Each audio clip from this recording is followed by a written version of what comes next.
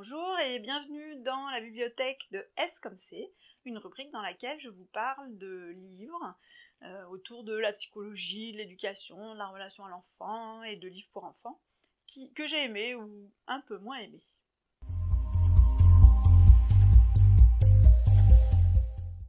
Le livre dont j'ai choisi de vous parler aujourd'hui, c'est un livre qui est assez ancien déjà, qui s'appelle « Les 5 langages de l'amour ». C'est un livre qui est signé Gary Chapman, que certains ou certaines d'entre vous connaissent peut-être déjà.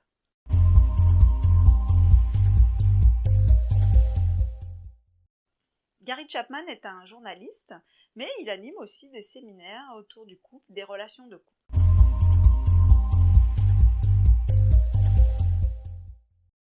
Chapitre 1. Que devient l'amour après le mariage ?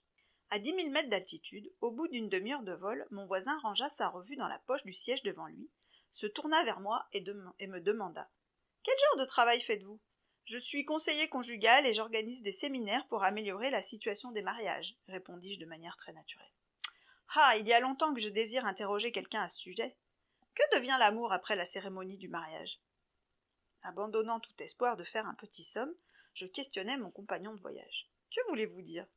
J'ai vécu 3 mariages. Chaque fois c'était merveilleux avant les noces, mais après j'ai dû déchanter. Tout l'amour que je croyais avoir pour elle, et tout l'amour qu'elle semblait me porter se sont estompés. Je ne suis pas bête, je dirige une affaire florissante, mais je ne comprends pas. Combien de temps avez-vous été mariés ? La première union a tenu 10 ans, la seconde juste 3 ans, et la troisième presque 6 ans. Votre amour s'est-elle dissipé aussitôt après les noces ou de manière graduelle ? Le deuxième mariage a fait naufrage dès le début. Je ne sais pas ce qui s'est passé. Je croyais sincèrement que nous nous aimions, mais notre lune de miel a été une catastrophe et nous n'avons jamais réussi à recoller les morceaux de notre rêve brisé. Etc., etc.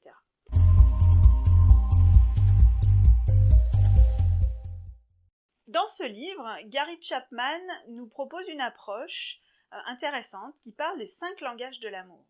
Il explique que nous avons, chacun et chacune, une manière différente de recevoir et de donner de l'amour, et que souvent les problèmes arrivent quand nous privilégions la manière de donner de l'amour qui nous convient à nous, sans nous interroger sur est-ce que c'est ça qui convient à mon ou ma partenaire. Donc il nous parle de 5 langages qui sont les paroles valorisantes, les moments de qualité, les cadeaux, les services rendus et le toucher physique. Pas forcément sexuel, mais la tendresse en général. Il illustre par un certain nombre de situations et il donne des clés sur comment cette approche peut aider les couples. Alors, mon avis sur ce livre, cette approche elle est intéressante. Ça vaut le coup de se poser la question de tiens, comment est-ce que je reçois l'amour et comment est-ce que je le donne ? Comment est-ce que mon compagnon ou ma compagne me donne de l'amour ? Comment est-ce qu'il ou elle le reçoit ? Évidemment, ce livre est très américain, avec parfois quelques passages un peu puritains ou un peu Alléluia, Dieu est grand. Mais mis à part ces quelques passages, il y a quand même des choses intéressantes à retenir de ce livre. Ça peut vraiment aider certains couples de se poser la question de ces 5 langages de l'amour et de comment ils sont mis en pratique dans les couples. Bonne lecture et à bientôt!